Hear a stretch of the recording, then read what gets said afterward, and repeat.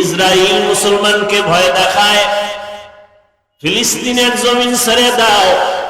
গৌর গোবিন্দ ভয় দেখায়, শাহজালাল সিলেটের জমিন ছেড়ে দাও। আল্লাহর মুমিন ঈমানওয়ালা সাবিরিন যারা ধৈর্যের পাহাড় হয়ে বলে, মুসলমান যে কদম সামন দিকে আগায় দেয়, কোন বেঈমানের চোখ রাঙানিতে রক্তের ভয় অস্ত্রের ভয়ে মুসলমান ওই কদম আর পেছনে ফিরায় নেয় না। মুসলমানের চরিত্র, অস্ত্র নাই, টাকা নাই, কিন্তু ঈমানের পাওয়ার। এরা ভয় করে কাকে? আর জোরে বলেন, হারকে দাঁত খৌফে হক দরদি মাদাম জান্নাতুল মাওয়া দেহত রামাকাম ওয়ালানাবলুওয়ান্নাকুম বিশাইইন মিনাল খাউফি ওয়াল জু'i ওয়া নাকসিম মিনাল আমওয়ালি ওয়াল আনফুসি ওয়াস সামারাত ওয়া বাশশিরিস সাবিরিন।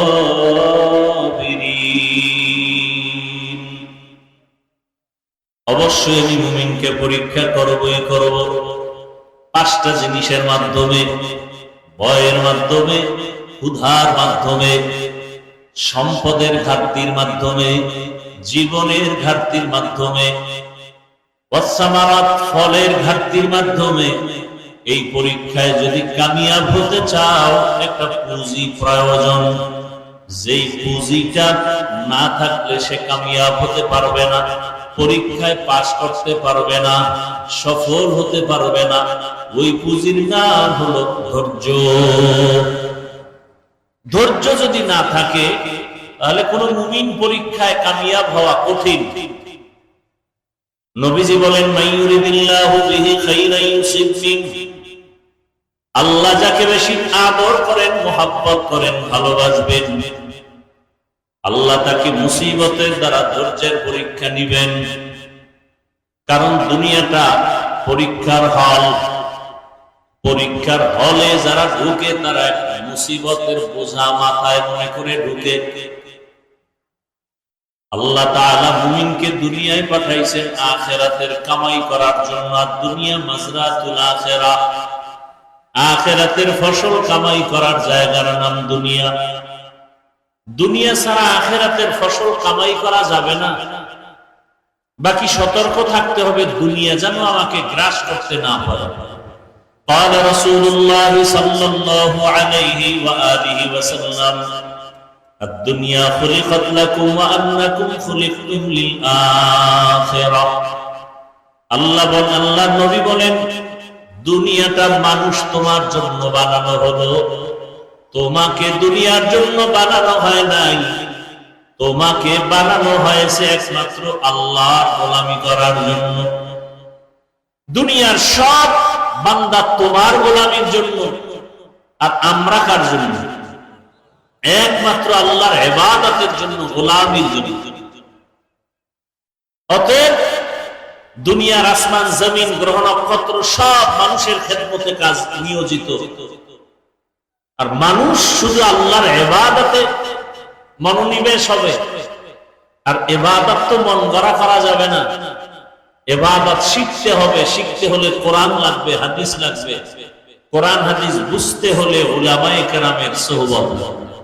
ইলমে রা'i জাজু করদান বেহিসাব, খালকে রাদা দান জওয়াবে পাসওয়া হক নাদারত, দোস্তে খালকা জারেরা মিস্তে ই খসলত একে দিন দারেরা।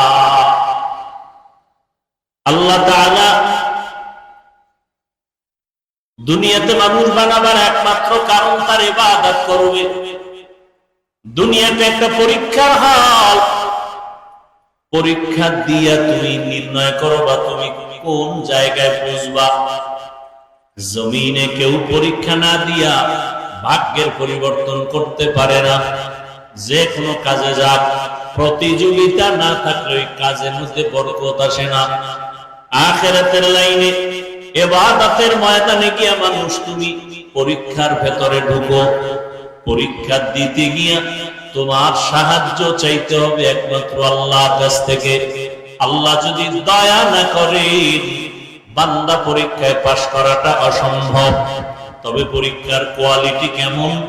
দুনিয়াতে যেই ছাত্রের মেধা ভালো, তার পরীক্ষার প্রশ্ন তত কঠিন।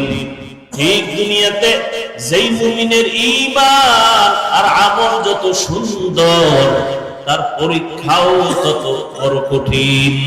জমিনের মধ্যে সর্বোচ্চ ঈমানওয়ালা, আমলওয়ালা, তাকওয়াওয়ালা একমাত্র আম্বিয়ায়ে কেরাম।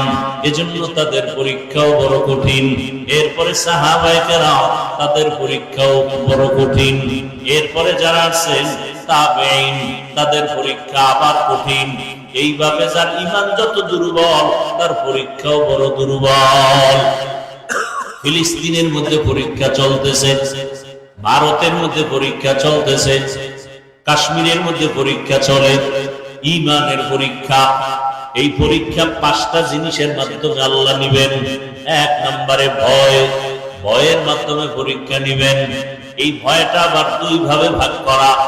এক ভয় দুনিয়ার মানুষের পক্ষ থেকে ভয়, দাড়ি রাখলে তোমার চাকরি থাকবে না, নামাজ যদি পড়ো তোমার চাকরি থাকবে না, পর্দা যদি করো তোমার কাছে মেয়ে বিবাহ দেওয়া হবে না, হালাল পন্থায় যদি চলো তো ভোগ বিলাস করা যাবে না।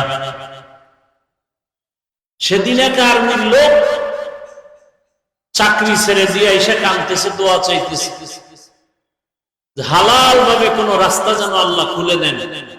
কেন? বলে বারবার বলা হচ্ছে দাড়ি কেটে ফেলো, আমি চাকরি ছেড়ে দিয়েছি। এটাই তো ঈমানের পরীক্ষা। জিন্দেগি মে বন্দেগি তু কর নাহি, জিন্দেগি মে বন্দেগি তু কর নাহি, जिंदगी बे बंदगी शर्मिंदा है, जिंदगी बे बंदगी शर्मिंदा है। दुनिया में हो दुनिया का तलबगार ना हो, बाजार से गुजर हो खरीदार ना हो। ये दुनिया एक मिसल कागज फूल है, ये दुनिया एक मिसल कागज फूल है। जिंदगी में बंदगी तू कर नहीं, जिंदगी में बंदगी तू कर नहीं, जिंदगी में बंदगी शर्मिंदा है, जिंदगी में बंदगी शर्मिंदा है। जिंदगी में बंदगी क्यों बंदगी, बंदगी पे जिंदगी शर्मिंदगी। 1 নম্বরে আল্লাহ ভয় দিয়া পরীক্ষা নিবেন। ইসরাইল মুসলমানকে ভয় দেখায়, ফিলিস্তিনের জমিন ছেড়ে দাও, গৌর গোবিন্দ ভয় দেখায়, শাহজালাল সিলেটের জমিন ছেড়ে দাও। আল্লাহর মুমিন ঈমানওয়ালা সাবিরিন যারা ধৈর্যের পাহাড় হয়ে বলে, মুসলমান যে কদম সামন দিকে আগায় দেয়, কোন বেঈমানের চোখ রাঙানিতে রক্তের ভয় অস্ত্রের ভয়ে মুসলমান ওই কদম আর পেছনে ফিরায় নেয় না। মুসলমানের চরিত্র, অস্ত্র নাই, টাকা নাই, কিন্তু ঈমানের পাওয়ার। এরা ভয় করে কাকে? আর জোরে বলেন, হরকে দাত খৌফে হক দরদি মদন, জান্নাতুল মাওয়া দেহত রামকা। মুসলমান ভয় করে একমাত্র আল্লাহকে। এই কারণে দুনিয়ার সব মাখলুক তাদের ভয় করে। মুসলমান যখন আল্লাহর ভয় নিয়ে চলবে, দুনিয়ার সব বেঈমান তাদের ভয় করবে। শাহজালাল রাহমাতুল্লাহ আলাইহি সিলেটের জমিনে কালেমার পতাকা উঠানোর জন্য কোনো বেতের বাড়ির প্রয়োজন হয় নাই, অস্ত্রের যুদ্ধের প্রয়োজন হয় নাই। তাহাজ্জুদে কান্নার আওয়াজ আর ফজরের আযান। গৌর গোবিন্দ ধ্বংস হয়ে গেল, আজকে তার নাম নেওয়ার মতো কেউ নাই। অথচ শাহজালাল রাহমাতুল্লাহ আলাইহির ভক্ত নাই, জমিনে এমন কেউ নাই। বিধর্মীরাও মহব্বতের সাথে তার নাম স্মরণ করে। এটা টাকা দিয়ে অর্জন করা যায় না, আমার আল্লাহর ভয় অন্তরে থাকলে এমনটাই হয়। 5টা জিনিসের দ্বারা আল্লাহ পরীক্ষা নিবেন। এর মধ্যে 1 নাম্বার ভয় হলো আল্লাহর পক্ষ থেকে ভয়, দুনিয়ার ভয়, দুনিয়ার জালেমদের পক্ষ থেকে ভয়। যদি তুমি হক কথা বলো, তোমার ইমামতি থাকবে না, তোমার বয়ান চলবে না। মুমিন মিম্বরে দাঁড়ায় বলবে, রিজিকের মালিক আমার আল্লাহ, কোন ব্যক্তির কাছে রিজিক নাই। দুনিয়ার কারো কাছে যদি রিজিক থাকতো, জালেমরা আমাদের হুজুরদের বহু আগেই মেরে ফেলতো। ঠিক নেই? কিন্তু ইতিহাস ভালো করে তাকাইয়া দেখো, মহামারী করোনা সারা দুনিয়াতে স্তব্ধ হয়ে গেল। স্কুল বন্ধ, কলেজ বন্ধ, চাকরি বন্ধ, ফ্যাক্টরি বন্ধ, ব্যবসা বন্ধ, সব বন্ধ। নজর করে দেখছো নিরে জাতি, এ জমিনে একটা কোরআনের মাদ্রাসা বন্ধ হয় নাই। দুনিয়াওয়ালারা মাস্ক লাগায় বসে আছে করোনার ভয়, কিন্তু সেই সময় করোনার শত শত লাশ আমার দেশের কুলিওয়ালা উলামায়ে কেরাম হুজুরেরা কাঁধের মধ্যে নিয়ে গোসল করায়া জানাজা কাফন পরায় কবরে রাখলেন। একজন হুজুরেও করোনায় মরে নাই।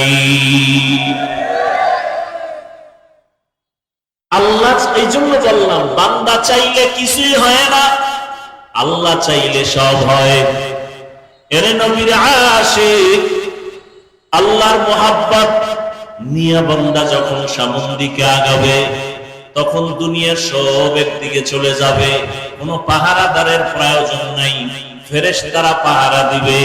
আল্লাহর ভয় নিয়ে বান্দা যখন চলবে, তখন আল্লাহ তার জিম্মাদার হয়ে যাবেন হেফাজত করার জন্য।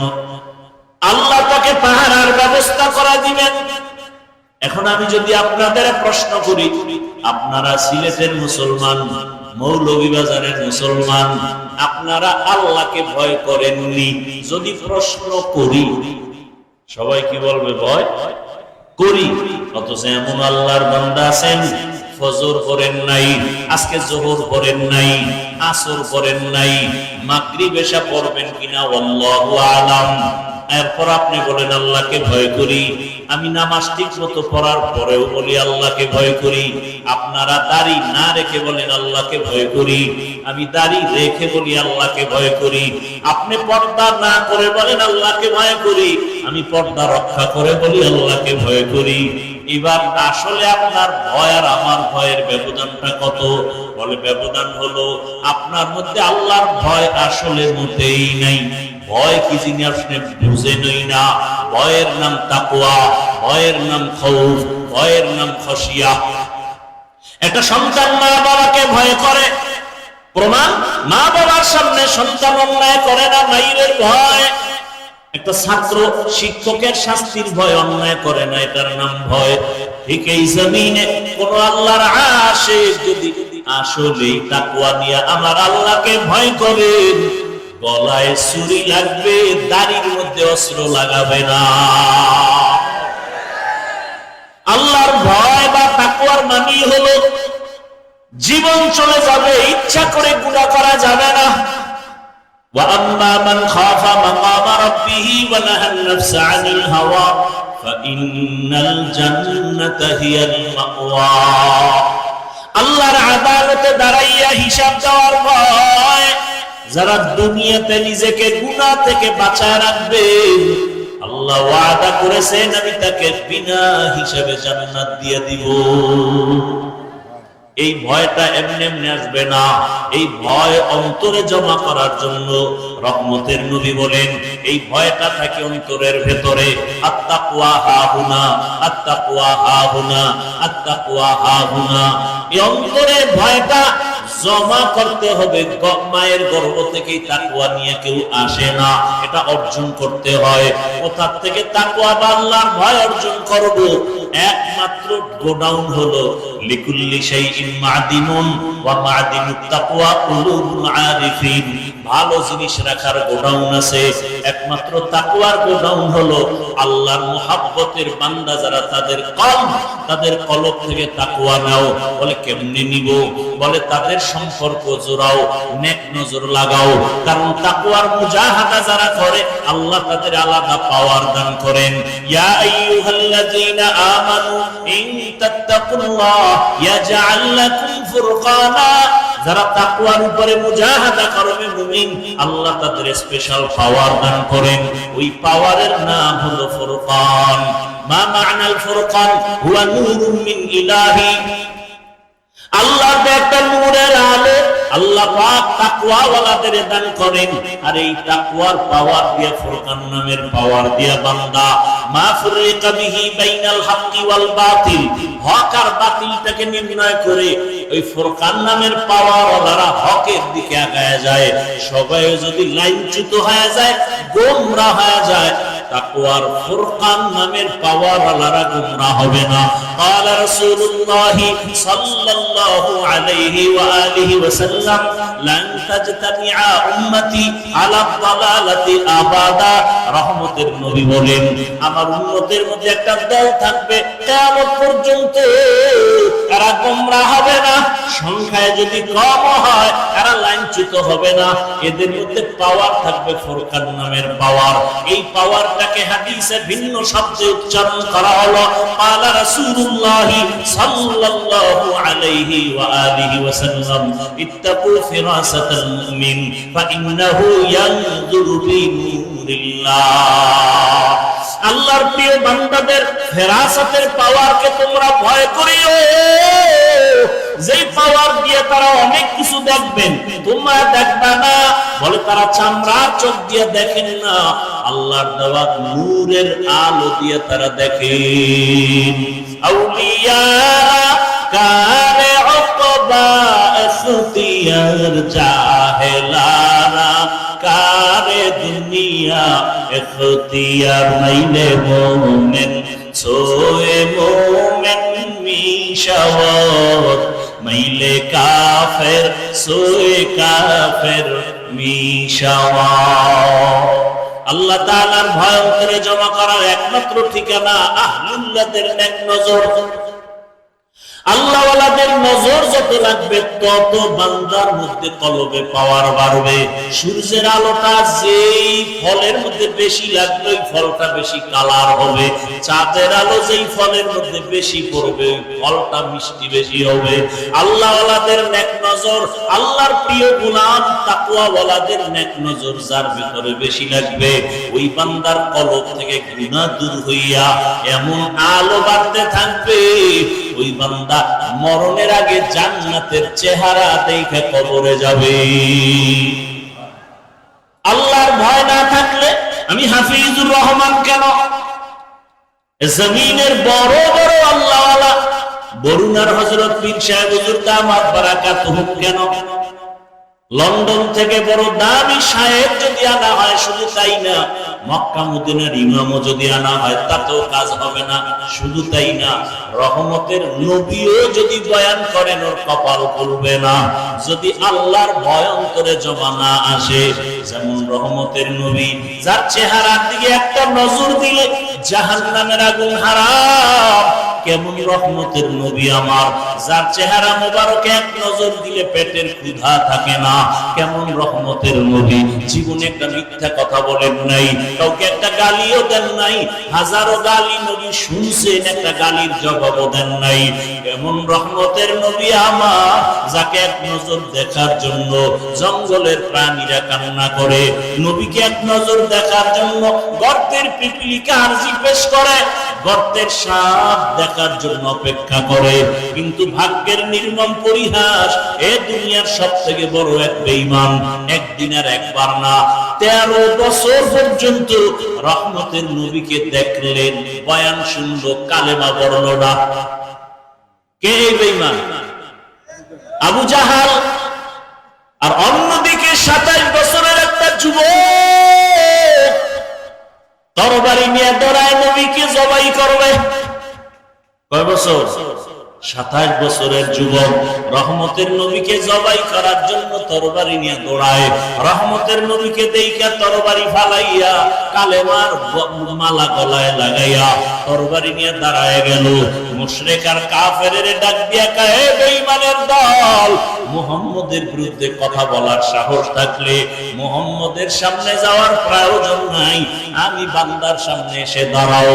আল্লাহ তাকে এমন পাওয়ার দান করছে, এখন ওই বান্দা যেই পথ দিয়া চলে, শয়তান ওই পথে আসে না।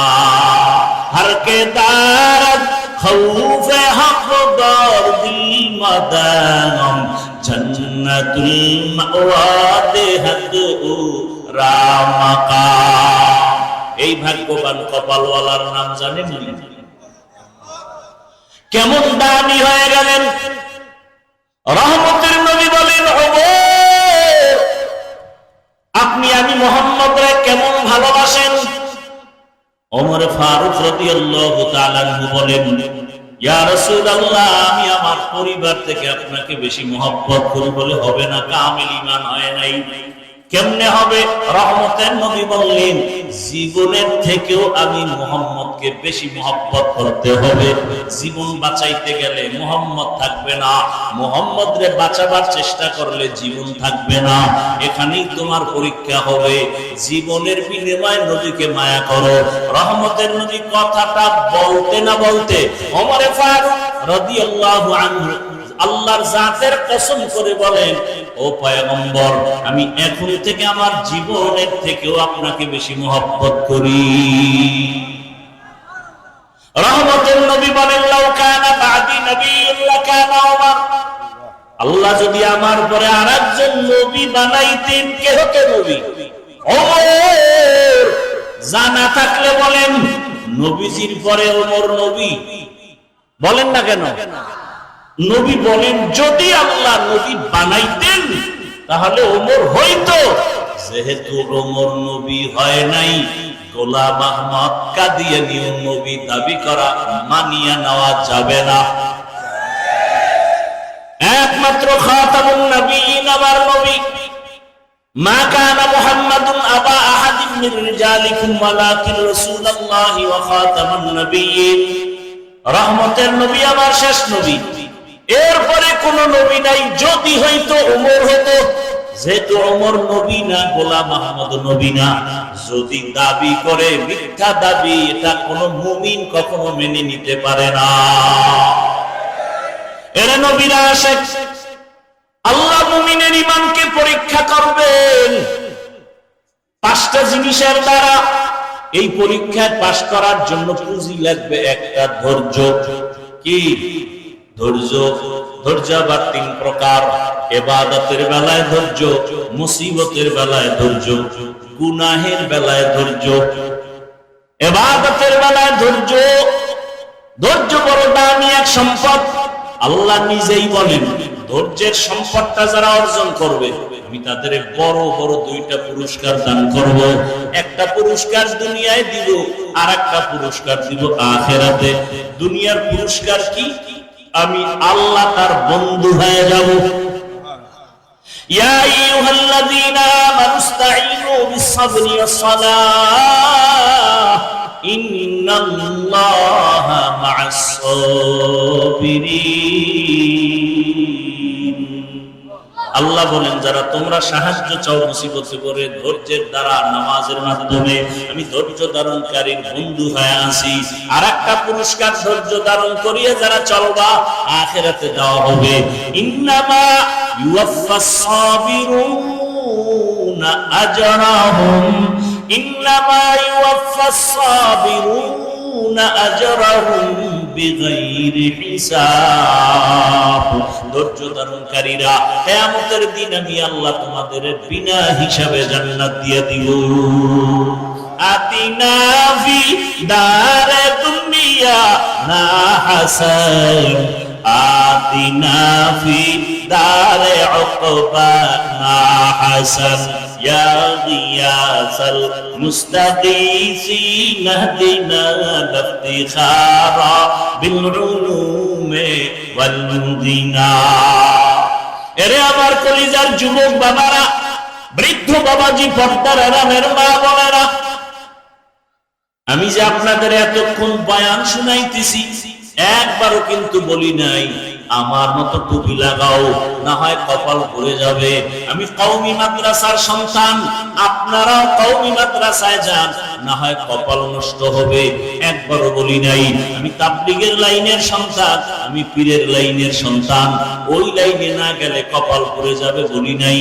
বরং আমি শেষ কি বলতে চাই, আমার যুবকদেরকে একটা মেসেজ দিয়ে যাই। ও আমার যুবক বাবারা, স্কুলে পড়ো আলহামদুলিল্লাহ, কলেজে পড়ো আলহামদুলিল্লাহ, চাকরি করো, ব্যবসা করো, বাধা নাই। তোমার কাছে আমার একটা দাবি, ডাক্তারি পড়ো, বড় ডাক্তার হও, ইঞ্জিনিয়ার হও, প্রফেসর হও, হুজুর হওয়ার জন্য আমি বয়ান করি না, কারণ আমার দেশে হুজুরের অভাব নাই। আমার দেশে অভাব এখন আদর্শবান ডাক্তারের, আদর্শবান ইঞ্জিনিয়ারের অভাব, আদর্শবান ওসি ডিসির অভাব। আজকে যদি আমার দেশের সব ডিসি এসপি ওসি আদর্শওয়ালা নামাজি হতো, এই জমিনে কোরআনের কথা বলার জন্য কোন সূত্রের অনুমতির নেয়ার প্রয়োজন হতো না। স্কুলে পড়ো, ডাক্তার হও, ইঞ্জিনিয়ার হও, প্রফেসর হও, তবে সাবধান করে দিলাম একটা ছোট্ট কথা, বেয়াদব হইবা না, সাবধান। বলবা হাফিজ ভাই বেয়াদব হব না, এই কথার ব্যাখ্যা কি? ব্যাখ্যা 1 মিনিটে বলি। বেয়াদব না হওয়ার ব্যাখ্যা 3 জায়গায়। বেয়াদবি করবা না, করলে তোমার ডাক্তারি ধ্বংস, ইঞ্জিনিয়ার গিরি বাদ, তোমার প্রফেসর গিরি বাদ, দুনিয়ার টাকা পয়সার মাস্তানি বাদ। 1 নাম্বার, মা বাবার সাথে বেয়াদবি করবা না, যদি করো কপাল পুড়ে যাবে মরার আগে। 2, শিক্ষকের সাথে বেয়াদবি করবা না। 3, উলামায়ে কেরাম মুরব্বিদের সাথে বেয়াদবি করবা না। তবে কথাও লিখে রাখো, কোন মা বাবা কোনদিন সন্তানের জন্য বরদোয়া করে না, কোন শিক্ষক ছাত্ররে বরদোয়া করে না, কোন আলেম উম্মতের বরদোয়া দেয় না। তবে যদি বরদোয়া করা লাগে না, অন্তর থেকে যদি কষ্ট আসে, তোমার আচরণে যদি মা কষ্ট পায়, বলে আহ তোর কপাল শেষ। তোমার আচরণে শিক্ষক যদি কষ্ট পেয়ে নিঃশ্বাস ফেলে, তোমার কপাল শেষ। এই জন্য 3টা জায়গায় সতর্ক। মা বাবার সাথে বেয়াদবি করে আল্লাহর কসম কোন সন্তান সফলতা পায় নাই। শিক্ষকের সাথে বেয়াদবি করে কোন ছাত্র সফল হয় নাই। উলামায়ে কেরামের সাথে বেয়াদবি করে কেউ সফল হয় নাই। টাকা আছে, বাড়ি আছে, গাড়ি আছে, ঘুমানোর জায়গা নাই। কেন? আলেমের সাথে বেয়াদবির ফলাফল। মেরা জাজু করদান বেহিসাব খলকেরা দাদান জবাবে বাসাওয়াব। এজন্য যুবক বাবারা, ডাক্তার হও, আদর্শবান ডাক্তার, পুরা দেশে তোমার সম্মান বেড়ে যাবে। সেক্ষেত্রে লাগবে মা বাবার দোয়া, শিক্ষকের দোয়া, উলামায়ে কেরামের নেক নজর নিয়ে যদি ডাক্তার হও, সমাজে সম্মান বাড়বে। ইঞ্জিনিয়ার হলেও জীবন ধন্য, প্রফেসর হলেও জীবন ধন্য। এজন্য আমার সালেহ আহমদ হামিদি সাহেব সুন্দর আয়োজন করেছেন। জেনারেল লাইনে থাইকেও যেন বান্দা আল্লাহর মহব্বতের বাউন্ডারিতে থাকে, ডাক্তার হইয়াও যেন আল্লাহকে না ভুলে, ইঞ্জিনিয়ার হইয়াও যেন আল্লাহকে ভুলে না যায়। আল্লাহর মহব্বত নিয়ে যদি ইঞ্জিনিয়ার হয়, আল্লাহর মহব্বত নিয়ে যদি ডাক্তার হয়, এই জমিনে আমাদের আর উলামায়ে কেরামের বেশি কষ্ট করা লাগবে না। আর যদি একটা টিয়া সব আমরা এক লাইনে দৌড়াই, ওই ভারতের জমিন নিঃশেষ হয়ে গেল, হাজার হাজার মাদ্রাসা আগুন দিয়ে জ্বালায় দিল, ব্রিটিশ বেঈমানেরা আলেমকে শেষ করে দিল, স্পেনের জমিনটাকে ধ্বংস করে ফেলেছিল। আমাদের জমিনটাও শেষ করতে বেশি সময় লাগবে না। অতএব এখনো সময় আছে, তৈরি হও। মা বাবার সাথে বেয়াদবি যেন না হয়। শিক্ষকের দোয়া নিয়া, উলামায়ে কেরামের দোয়া পরামর্শ নিয়া নবীজির আদর্শ মতো জীবনকে চালাবো।